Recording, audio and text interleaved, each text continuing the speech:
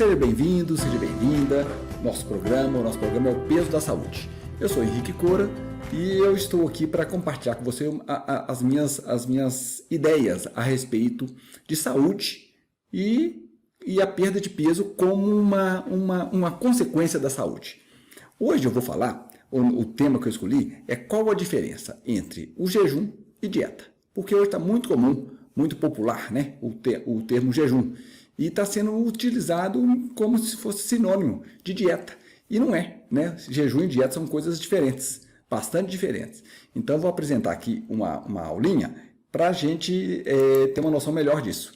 Vou compartilhar minha tela para a gente poder expor direitinho o que eu penso a respeito. Tá legal? E seria importante deixar os comentários e realmente ver se vocês estão de acordo comigo aqui. Tá legal? Então vamos lá. Qual a diferença entre jejum e dieta? Começando, primeira coisa que eu já falo aqui. Jejum não é uma dieta. São coisas diferentes. São coisas, na verdade, bem diferentes. É claro que você pode associar uma coisa com outra. O jejum com uma dieta. Mas jejum e dieta são diferentes, inclusive no sentido de perda de peso. E aqui eu vou mostrar o porquê que é importante a gente saber disso. Isso aqui é muito interessante. Isso é um programa de televisão. É um programa de televisão que teve até muito parecido no Brasil, relacionado a esse padrão de programa. Esse programa chamava, ou ainda chama, não sei se ele ainda é passado, isso aqui é antigo, chama The Biggest Loser. É o grande perdedor. Mas o grande perdedor de quê? O grande perdedor de peso. Tá? Então é um programa, e nesse programa existiu e criou-se uma dieta, que chama dieta The Biggest Loser, para mostrar o que esses participantes faziam e o porquê do sucesso desses participantes. Então como é que era isso? Era um programa onde os participantes eles competiam para perder peso. Então eles fazem uma determinada dieta associada a exercício. É uma dieta do tipo comer menos e mover mais. Mas é uma dieta, esse programa foi muito legal, porque ele assim, é como se fosse uma dieta e exercício turbinado. É um negócio assim, ao vivo, é uma coisa pesada. Você via que os participantes estavam ali tensos, né? E competindo mesmo. Parecia uma Olimpíada aquilo ali. Sabe? Várias semanas, e a cada semana pesava e via quem ganhava mais, quem perdia mais peso e ganhava mais pontos. Agora, o que é interessante? Por que eu estou mostrando isso aqui? Na verdade, eu estou mostrando isso para justificar algumas ideias e algumas teorias que são importantes a gente saber, tá? Então, deixa eu mudar a cor aqui, deixa eu colocar um vermelhinho aqui. Então, quem passava esse programa era a NBC, né, dos Estados Unidos. E essa é a Suzanne Mendonça, é uma participante da segunda temporada. E ela falou uma coisa muito interessante. É claro que essas participantes, eles tinham um contrato com a empresa, né, com a TV, com a emissora de televisão. Mas ela disse que a NBC nunca fez uma reunião depois dos meses, depois de 6 meses de fim do programa. Por quê? Porque no final do programa, todo mundo tinha perdido peso. Todo mundo era um ganhador porque tinha perdido peso. Mas por que nunca fizeram essa tal de reunião com os participantes, né? Por quê? Ela fala, todos ganharam gordura de novo. Todos engordaram novamente. Isso, essa moça da temporada 2, isso foi muito falado e é muito interessante porque isso era uma coisa mais ou menos óbvia, porque já se sabe, a gente sabe, né? A gente sabe que esse tipo de dieta não é sustentável, ela não é uma dieta que vai realmente ter jeito de você levar isso para o resto da vida. Fazer uma dieta em que você come muito menos e se move muito mais. E eu vou mostrar aqui porque eu estou falando desse tipo de dieta. Porque vou me basear nessa dieta, que 95% das dietas são essas dietas, em que você tem que comer menos carboidrato, na verdade não, comer menos comida, né, menos calorias, comer menos caloria e se movimentar mais e fazer exercício para queimar essas calorias. É o tal da dieta de comer menos e mover mais. E olha que interessante. Aqui eu coloco de novo, desse programa, os participantes, eles competem para perder peso, fazendo essa dieta, e essa dieta, The Biggest Loser Diet, ela foi, deixa eu voltar aqui que eu passei errado, ela foi considerada, olha que loucura que é isso aqui, essa dieta, qual que era o padrão da dieta? Calorias reduzidas, quer dizer, diminuir a quantidade de caloria mesmo, e aumentar o exercício, baseado então na contagem de calorias, na teoria das calorias em excesso, e que você emagreceria se você conseguisse controlar esse excesso de calorias que você está ingerindo, de modo que você queimasse essa caloria. É basicamente isso. Então, é comer menos e mover mais. Isso foi feito, isso está no ranking em 2015, e esse programa já é mais antigo que isso ainda, vocês vão ver um trabalho de 2012. Olha quanto tempo já se sabe disso e como é que a informação hoje ainda é a mesma, né? Nessa época, em 2015, essa dieta estava número 3 para perda de peso. Número 3, uma dieta que não se mostrava eficaz, mas que era passada para mais de 95% da população. E estava em número 11 no ranking das dietas, nas dietas sobre saúde, dietas saudáveis. Olha que loucura, né? Uma dieta que a gente há mais de 100 anos sabe que, infelizmente, não funciona. Não é assim. E a gente hoje ainda existe uma insistência nesse tipo de dieta. Deve ter alguma coisa errada nessa dieta, né? Não é possível que a gente sabe dos resultados dessa dieta. Então, vamos lá. Olha só que isso aqui é muito interessante. Isso é um dado, porque aí essa dieta, o que aconteceu? Essa dieta foi estudada em trabalho científico, pegaram alguns participantes e fizeram e acompanharam esses participantes durante o período do programa. E se você for ver, você vai achar que a dieta realmente é uma dieta maravilhosa. Você vê aqui é o seguinte, nas primeiras 14 semanas, a quantidade de peso perdida é uma coisa muito interessante. A gordura passou de 49% para 28%, né? Olha que legal. Então, assim, muito legal. Então, essa dieta é top, né? Se a gente vê que é uma dieta legal. E aqui, o gráfico do lado de cá mostra que o que se perdeu mesmo foi gordura. Não foi assim, não foi que a pessoa desinchou, não perdeu gordura. Então, The Biggest Loser Diet realmente deve ser uma dieta fantástica, né? É o que eles começaram a falar, opa, essa dieta é legal. Porém, tem um detalhe muito importante aqui nesse tipo de dieta.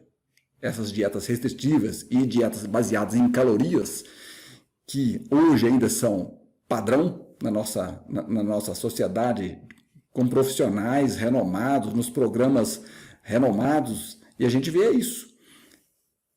E aqui, como é que é essa dieta? O que eu quero mostrar aqui com esse gráfico aqui? Que nesse tipo de dieta, por que ela não se sustenta? Por quê? Com a diminuição de calorias ingeridas, o seu metabolismo ele vai ficando lento. E essa lentidão metabólica faz você se sentir mal. Então, a questão aqui é a seguinte, nesse tipo de dieta, você vai realmente perder peso. Vai perder peso, mas vai ser perder peso na marra. Você vai perder peso na marra e se você não tiver força de vontade, você não consegue manter. Então, o que é importante aqui? Olha assim, continue a fazer o que está fazendo e continuará a perder peso. Mas não foi o que aconteceu e não é o que acontece. Por quê? A razão para isso já é conhecida por uns 100 anos. Nosso metabolismo começa a ficar mais lento. E é o que aconteceu com o metabolismo dos participantes. E esse gráfico aqui é para mostrar exatamente isso. Isso aqui são participantes. Aqui, em pretinho, essas bolinhas pretas aqui, são os participantes que se submeteram a esse estudo, ao estudo científico desse jornal, que na verdade realmente é um estudo foi muito bem feito, mas não foram todos os participantes que fizeram, porque ele tem um contrato. O que mostra esse gráfico aqui? Esse gráfico, na verdade, está mostrando o metabolismo em repouso. Que o metabolismo em repouso, no início, esse preto aqui, essas bolinhas pretas, esse era o metabolismo em repouso dos participantes no início. Depois de um tempo, é essa bolinha branquinha aqui, seria mais ou menos essa linha aqui, essa segunda linha que eu fiz aqui. Você vê que existe, o metabolismo da pessoa fica mais lento. E de todos aqui, você vê que o metabolismo de todas as pessoas baixaram. E o que isso quer dizer, né? E daí, Henrique? É o que eu mostrei. A gente observa ali que o metabolismo em repouso continua sendo reduzido e as pessoas vão começar a se sentir mais desanimadas. Aí o que acontece? A pessoa sente frio. O que é baixa metabólica? O metabolismo, na verdade, o que é metabolismo, né, gente? É um termo meio virtual, assim, meio, né? Não é palpável. Mas metabolismo, na verdade, quando a gente fala em metabolismo, é a energia que a pessoa tem. Porque nós temos o tempo todo uma energia básica, uma energia de repouso. Porque a gente tem que bater, o coração tem que pulsar, a gente tem que respirar, as células, para sobreviver, ela tem que fazer uma troca de energia. Então, o nosso organismo o tempo todo está tendo troca de energia. Então, o metabolismo de repouso é isso, é a troca de energia quando você está em repouso, sem estar fazendo exercício físico. A gente chama de metabolismo basal. Vamos chamar isso de metabolismo basal, tá? Então, a gente observa que o metabolismo basal dos participantes, que era essa linha preta aqui, inicial, essa linha escura, ela caiu. Ele diminuiu. Então, há uma decreção, um decréscimo, né? Deixa eu mostrar aqui para vocês. Vou mudar de cor para ficar bonitinho aqui. Vamos lá. Aqui, ó. Metabolismo das pessoas na linha de base. Inicialmente, na linha de base, o metabolismo basal era este. Depois de 6 semanas, o metabolismo basal caiu para esse, metabolismo de repouso. O que acontece? Como está comendo menos, como está entrando menos energia e a pessoa está fazendo muito exercício, para ela manter o metabolismo, manter a sobrevivência, ela tem que baixar a temperatura, ela tem que baixar a frequência cardíaca, ela tem que baixar, é o metabolismo basal da pessoa. Depois de 30 semanas, mais ainda. Isso faz com que a pessoa comece a ficar cansada, vai sentir fome. Essa fome aqui não é vontade de comer, é fome mesmo, é necessidade de alimento. E isso a pessoa vai começar a sentir um lixo. A pessoa começa a sentir um lixo e não tem jeito. E vai ver que o peso vai chegar uma época que o peso para de cair. Ela vai a um platô, é o tal do platô. E depois começa a voltar ao que era antes. A gente tem esse termostato metabólico ali. Olha que loucura, né? O organismo é muito inteligente, não dá para ser na marra, não. Não dá para a gente ficar dependendo da nossa boa vontade, da nossa força de vontade, não. Porque o nosso metabolismo não é a caloria que vai regular nosso metabolismo, são hormônios, né? A obesidade, a gordura, elas são reguladas por hormônios, totalmente diferente dessa teoria da caloria. Então, essa teoria de calorias, gente, essa teoria de calorias é uma ficção. E eu acho que é uma ficção cruel, porque a gente sabe disso há muitos anos, há muitas décadas que a gente já sabe disso, que comer menos e se exercitar mais não se sustenta. Isso aqui não se sustenta, porque a pessoa faz com que o metabolismo dela baixe e ela vire um lixo, né? Depois, quando não dá certo, a pessoa, né, os profissionais de saúde que indicaram isso, falam assim: não, você não teve força de vontade. Sua força de vontade não foi suficiente para manter aquela perda de peso. Você é um fracassado. Infelizmente, meu filho, você lascou. Você não consegue isso. Olha que judiação. Então, assim, a teoria de calorias é uma ficção cruel. Não é sustentável. E aí, o que você está fazendo? O profissional culpa a vítima. Olha que crueldade, gente. É culpar a vítima. Então, por quê? Porque no nosso organismo não existe um compartimento de calorias único. Nosso corpo não tem um compartimento de calorias. Eu comi 1000 calorias. Eu gastei 200 e guardei 800 calorias. Não, você não tem um compartimento de calorias. Você tem um compartimento de gordura, né, de gordura corporal, de glicogênio. Então, são compartimentos separados e eles não são entrou caloria, sai caloria do compartimento. Não é assim, não. Senão era fácil. Se a gente tivesse um compartimento de calorias, era fácil. Só que ao mesmo tempo que era fácil, a gente não sobreviveria. Porque como é que armazenaria? E quando não tivesse comida? Se a gente tivesse passando no meio da floresta 3 dias, como é que a gente ia sobreviver? né? Isso é evolução. Tá certo? Então, assim, o organismo é muito mais inteligente do que essa questão de contar calorias. Ele não foi feito para contar calorias. Nosso organismo ele foi feito para realmente armazenar gordura quando for necessário e gastar essa gordura armazenada quando precisar. É por isso que a tal da teoria das calorias não é sustentável. Então, é preciso entender o que acontece quando comemos. O que acontece quando a gente come? Por isso que eu falo da grande importância da insulina. Eu falo a poderosa insulina. A poderosa insulina, por quê? Eu formei em 93 e durante a época de faculdade a gente aprende muita coisa de doença, de fisiologia da doença, mas a gente aprende muito pouco de alimentação. Muito pouco de alimentação e de nutrição. E, na verdade, o que eu até acho que eu aprendi, que a faculdade que eu fiz teve muita nutrição quando eu comparo com outras. Mas foi uma nutrição que era sustentada na base de calorias, né? Que hoje eu vejo que realmente é um fracasso. Não é isso que é a nossa realidade. Então, o que existe? Existe a teoria da dualidade metabólica. Opa, eu passei aqui, de vez em quando eu erro isso aqui, tá, gente? Eu dou é porque eu tenho que mexer é muita tecnologia para o médico fazer, mas eu acho legal, eu gosto. Então, a teoria da dualidade metabólica, os macronutrientes, já vou falar sobre os 3 principais, e agora o que eu quero mais falar para vocês e que vocês fiquem bem atentos é a poderosa insulina. Mas o que é isso, Henrique? Que poderosa insulina é essa? Vamos lá que eu já vou explicar isso aqui, essa teoria da dualidade metabólica. O que acontece quando a gente come? Quando a gente come, vamos supor que você almoçou. Quando você comeu, a insulina ele é um sensor de alimento, é um sensor de nutrientes.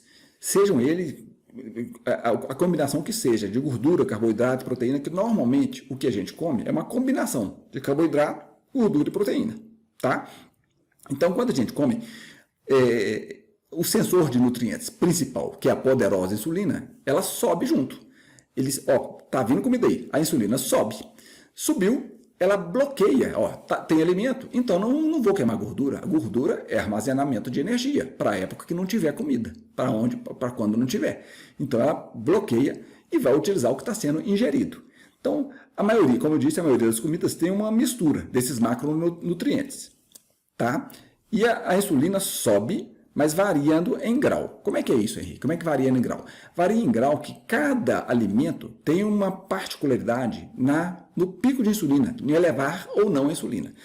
Quais os alimentos que mais elevam a insulina? Os carboidratos, em especial os carboidratos artificiais, que são açúcar, farinha, os carboidratos artificiais mesmo. A gordura, ela eleva a insulina? Muito pouco. Proteína eleva pouco. E o que mais eleva é carboidrato. Claro que a gente nunca tem eles separadamente assim, a não ser os carboidratos artificiais que a gente consegue separadamente, que aí é pico de insulina. Então você pensa, por que poderosa insulina? Porque a insulina é que vai fazer que essa dualidade metabólica funcione, tá? E aí eu vou explicar. Deixa eu explicar isso para vocês, mas presta bastante atenção. A insulina é o hormônio que diz ao corpo para armazenar gordura. Então isso a gente tem que guardar. A insulina fala para guardar gordura, tá? Porque ela é um sensor que, se está tendo alimento, vamos guardar para quando tiver escassez, tá? Então ela faz o corpo parar de queimar gordura e você começa a armazenar açúcar e gordura. Deixa eu apagar aqui, ficou meio bagunçado isso aqui. Então, mas acho que deu para entender, né, gente? Então a insulina, ela é um hormônio que faz armazenar gordura, não deixa você gastar gordura. Então, tudo que faz a insulina subir e ficar muito tempo alta, vai fazer com que você não perca a sua gordura. Tá legal? Simples assim. Se a gente pensar dessa maneira, aqui ó, insulina alta, armazenamento de gordura. Então, insulina alta, armazenamento de gordura. Insulina baixa, queima de gordura. Combinado? Então, o que eu quero que a gente guarde, que seja bem guardado aqui? A insulina alta armazena gordura, por isso a poderosa insulina, tá? Insulina baixa queima gordura. Quando é então que a gente vai queimar essa gordura? Quando que a gente queima a gordura então? Se a gente tiver de jejum, insulina está baixa. Então, durante o jejum, você está queimando gordura, ou você vai queimar gordura, ou você vai propiciar a queima de gordura. Tá? Jejum, a gente faz todo dia. O jejum é involuntário porque você dorme. Né? É claro, se você dormir menos de 4 horas, o jejum não ajuda muito não. Mas acima de 4 horas, a gente já começa a falar que você tem, que já podemos considerar um jejum. Tá? E aqui a gente tem que ver também quais macronutrientes, que é o que eu já falei ali atrás, entre gordura, proteína e carboidrato. Quais macronutrientes que são aqueles que fazem que a insulina dê pico, ou que fique muito tempo alta. A gente tem que fugir desses macronutrientes. Então ali eu falei da dieta do Biggest Loser, né, do grande perdedor de gordura ali, o tipo de dieta, e estou falando agora aqui do jejum, que são coisas que já deu para perceber que são diferentes.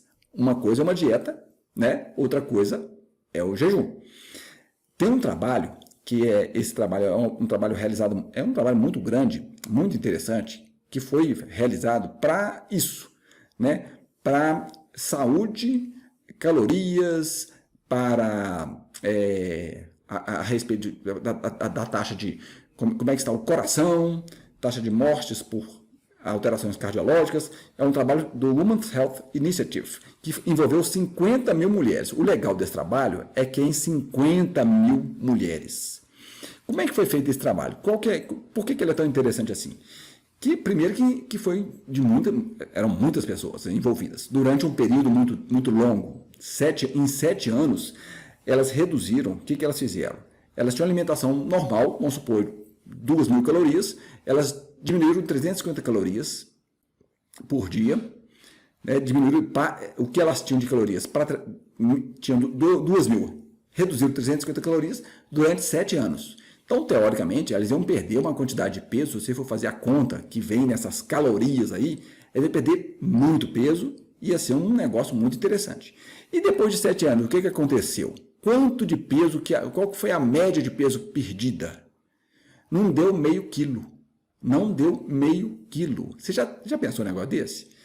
Então, aqui a pessoa viu que realmente, assim, essa teoria das calorias é uma teoria, infelizmente, totalmente furada. Não existe. E a gente já sabe disso há muitos anos. Então, vamos dar uma resumida aqui para a gente chegar ao ponto principal, que eu quero que vocês guardem mesmo. O que é uma dieta e o que é jejum. Então, eu vou falar do jejum intermitente e principalmente do jejum intermitente flexível. Jejum intermitente, todo mundo faz, que é aquele jejum que a gente faz, o tempo que a gente fica sem comer. Jejum é ficar sem. Então, jejum, você não está comendo nada, é zero de comida, zero de alimento, zero de coisas, ou melhor, é zero de alimentação que não faça a insulina elevar. Vamos considerar assim, tá legal? Que é o nosso jejum, que é o jejum médico, vamos dizer assim. O jejum intermitente você faz à noite, todo mundo faz, nem que durma só 4 horas. Flexível é quando você pega esse jejum e começa a brincar com esse jejum, trabalhar com esse jejum, brincar no sentido positivo da palavra, flexibilizar o jejum. Por exemplo, vamos supor que esse ciclo aqui é o dia, tá? É um dia. Aqui você parou de comer. Vamos dizer que aqui é 7 horas da noite. 7 horas da noite e aqui é 7 da manhã. Tá? Então você ficou 12 horas. Não, aqui, nesse gráfico não está aparecendo 12 horas. Vamos colocar que aqui é 8 horas da noite e aqui é 6 horas da manhã. Tá? Então de 8 até as 6, 8, 9, 10, 11, 12. Então você ficou 10 horas. Será que minhas contas estão certas? Estão certas. Você ficou 10 horas de jejum aqui. Então esse seria, aqui é para entender. Então essa seria, essa partezinha escura aqui, é o jejum. É o jejum, né? É simples. Jejum é ficar sem comer. Não tem nada aqui nesse meio, não tem nenhuma tática, nenhuma técnica, nada. Não, ficar sem comer. Muito simples de explicar. E o restante aqui, essa partezinha acordada, que a pessoa está acordada, e ela vai alimentar. O que ela vai comer aqui? Ela vai comer um café da manhã com uma torrada integral, ou com um shake diet, com alguma coisa vegana, e aí vai, né? Com diets, lights, embutidos cheios de vitamina, mas todos esses fazem a insulina ter pico, né? Tudo isso faz a insulina ter pico. Por quê? Em todos esses embutidos, todos esses enlatados, todos esses artificiais, existe o tal do carboidrato artificial. Eu sou canhoto, não estou fazendo com a mão esquerda. Existe o carboidrato. Parece que piorou. Vamos lá. Existe o carboidrato artificial. O que ele faz? O carboidrato artificial, pico de insulina. Pico de insulina faz o quê? Não deixa a gordura ser queimada. Então, a alimentação é muito importante, dieta é muito importante, mas não é a caloria que é importante. É o que você está comendo e quando você está comendo. Quando? Se você der um intervalo de 4 em 4 horas, não de 3 em 3, 4 em 4 horas seriam 2 a 3 alimentações a 2 alimentações por dia. Até minha mãe já sabia disso, gente. Minha avó então sabia mais ainda, falava assim, menino, não come agora não que vai atrapalhar o jantar. Você não vai comer, não coma agora. Não tinha lanche, não existia isso. E não existia obesidade na década de 70, do jeito que está agora. Então, o jejum intermitente flexível é aquele que você faz com que ele seja um pouquinho maior, né? Você pode flexibilizar esse jejum. Então, você terá uma insulina baixa e a gordura será utilizada, tá? Diferente dessa questão de calorias. Mas aí a gente pega no consultório, chega a pessoa e fala assim, nossa, esse jejum vai me dar inanição, vou ficar um caco com isso. Não é assim. O jejum tem uma coisa muito interessante, que a gente foi projetado, a gente evoluiu fazendo jejum, porque não existia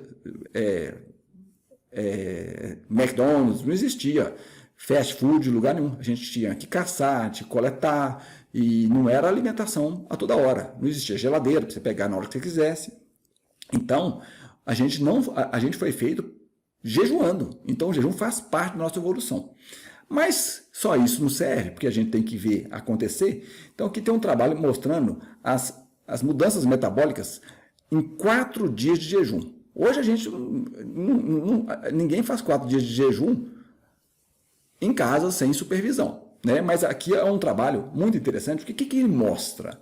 Então, o azulzinho é peso. Depois de 4 dias, houve perda de peso, o que era esperado, né? Mas você pensa, eu em jejum meu metabolismo vai baixar, vou ficar meio baixo astral, hipoglicêmico, bocó. Não fica. Porque se você ficasse, a gente não existiria mais. Como assim, Henrique? Ué, imagina, você está na floresta, você está em jejum porque não conseguiu caçar nada, não conseguiu pegar um abacate. Aí o seu organismo pega e vai ficar cada vez mais metabolismo vai abaixar? Não, ele vai começar a utilizar a gordura armazenada. E essa gordura armazenada, ela é uma energia muito boa, é uma energia positiva e que vai te dar foco, vai te dar até mais habilidade. Olha como é que o ser humano essa evolução é impressionante. Se não, você está ali, se você fosse ficando, passou um dia de jejum, você vai ficando mais baixa sal, vai ter uma hora que você vai virar uma bola de gordura. Você não vai gastar sua gordura. Então, é o contrário. O que a gente vê aqui é exatamente o contrário. Que você perde peso, claro, né, que você está sem comer, isso é uma coisa lógica, mas você aumenta o seu metabolismo. O seu metabolismo fica mais ativo. E você aumenta a sua capacidade de ventilatória, de oxigênio. Para quê? Para ir atrás da caça. Para você ter como subir num pé de abacate e pegar um abacate. E, ao mesmo tempo, para você fugir do predador que está vindo atrás de você. Entendeu? Então, olha que interessante o jejum. Totalmente diferente. Se nesse meio aqui você comer pequenas porções de barra de proteína, a insulina cai. Aí sim você vai ficar... O metabolismo vai cair. Por isso que o tal do lanche, o snack, isso é péssimo. Isso é muito ruim, né? Então, o jejum, aqui a gente, num trabalho científico, num jejum de 4 dias, num trabalho científico feito em 2000, quer dizer, tem 21 anos esse trabalho, já se sabe disso. Por que isso não é tão falado? Porque hoje a gente tem muita informação, muita coisa, né? Muita informação, muita mal informação. Então a gente precisa ter essa informação. Então as pessoas confundem isso, que significa jejuar, né? E como que a gente deve encarar o jejum. E é isso que eu queria passar para vocês, que jejuar faz parte da nossa evolução. Dieta é interessante? É interessante fazer dieta, mas você não pode cair na armadilha da dieta. Se você cair na armadilha da dieta, você vai perder peso e depois você vai ganhar o peso todo. Que tipo de dieta? Aí sim, você tem que ver aquela poderosa insulina. Quais alimentos que fazem a insulina dar pico? Evitar aquilo, é controlar carboidrato, né? E quais tipos de jejum existem? Existem um tanto de tipos de jejum, né? Jejum é tudo acima de 4 horas é considerado jejum, mas jejum realmente para ter benefício é acima de 12 horas. Então, se você conseguir fazer um jejum intermitente flexível, de modo que você, vamos supor, às 8 horas da noite você parou a sua alimentação, parou de comer, e às 8 horas da manhã você toma o seu café. Não é difícil, né? Não é muito fácil? Não é muito fácil, mas dá para fazer. É bem simples, não é tão fácil, mas é simples. Então, o que vale mais? Opa, passei aqui. O que vale mais? Fazer um jejum intermitente flexível ou uma dieta com restrição de calorias? Eu acho que aí você já sabe a resposta, né? Fazer um jejum intermitente ou dieta com restrição de calorias.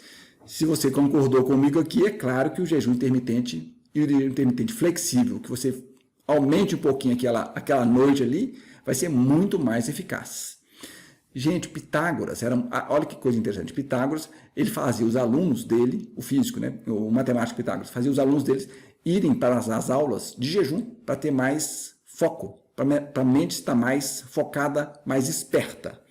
E aqui eu falo sempre da poderosa insulina. Guarda isso, tá, gente? Guarda isso, que a insulina, na hora que você começar a conseguir descobrir os alimentos que fazem a insulina ficarem em níveis mais baixos e não ter pico de insulina sempre, você vai ter uma diferença de visão do que é a alimentação, você vai entender a teoria dessa dualidade metabólica, que a insulina é a chave da coisa, a insulina é a chave guardiã da gordura. De quanto em quanto tempo eu poderia fazer esse tal de jejum intermitente flexível? Para perder peso, no caso aqui. Então é aquilo que eu disse. Pelo menos 12 horas. 12 horas e é igual ao exercício físico. É um treinamento. É um treinamento. Na hora que você vê, você faz 12 horas, depois, sem querer, você faz 14. Hoje em dia, eu tive um problema intestinal que aí eu tive que foi meio assim, sem querer, na hora que eu vi, eu já estava fazendo jejum. E por isso que eu estudei tanto isso. E já tem mais de 6 anos que isso aconteceu. Eu faço jejum hoje, às vezes, tranquilo, de 18 horas. Mas não é o meu normal. O normal é 14 horas, 12 horas, 16 horas. E isso vai flexibilizando e a gente vai ficando com esse termômetro da dualidade metabólica uma beleza. A questão é fazer com que esse termômetro da dualidade metabólica, o que é isso, dualidade metabólica? É que você queime gordura quando tiver gordura sobrando e queime carboidrato quando tiver comendo carboidrato. Tá? Então, qual é a vantagem do jejum? Que não tem em dieta. Então, eu já expliquei o que é jejum e o que é dieta. Então, no jejum, você pode adicionar a dieta que você quer. Agora, tenta adicionar uma dieta nos moldes que eu estou orientando aqui. Se você não come carne, você pode fazer jejum. Se você não come glúten, você também pode fazer jejum. Você pode fazer jejum se você tem alergia a alimentos. Você pode fazer jejum se você não tem tempo, se você não tem dinheiro. Você pode viajar e fazer jejum. Você não sabe cozinhar? Então você faz jejum também, pode jejuar. Aqui é uma brincadeira, mas isso aqui é uma realidade, gente. Isso aqui é uma realidade. Eu não estou dizendo que jejuar é fácil. Deixa eu apagar isso aqui. Eu estou dizendo isso aqui que é fácil, mas é simples. E ele é treinável. É treinável. Isso eu falo de cadeira e os meus pacientes falam a mesma coisa. E a insulina é a chave. A insulina é a chave dessa teoria da dualidade metabólica. Tá legal? Acho que ficou legal, né, gente? Mas de qualquer maneira, deixa o comentário, deixa o que vocês acharam e o que vocês querem que eu fale. que aqui agora eu vou começar a fazer umas postagens que eu acho que eu consigo ajudar muita gente com isso. Tá legal? Então eu vou encerrar por aqui. Agradeço muito a todos, viu? Deixa eu terminar no Instagram. Um forte abraço para todos vocês e encerrando a transmissão, qualquer dúvida eu estou aqui à disposição. Um abraço.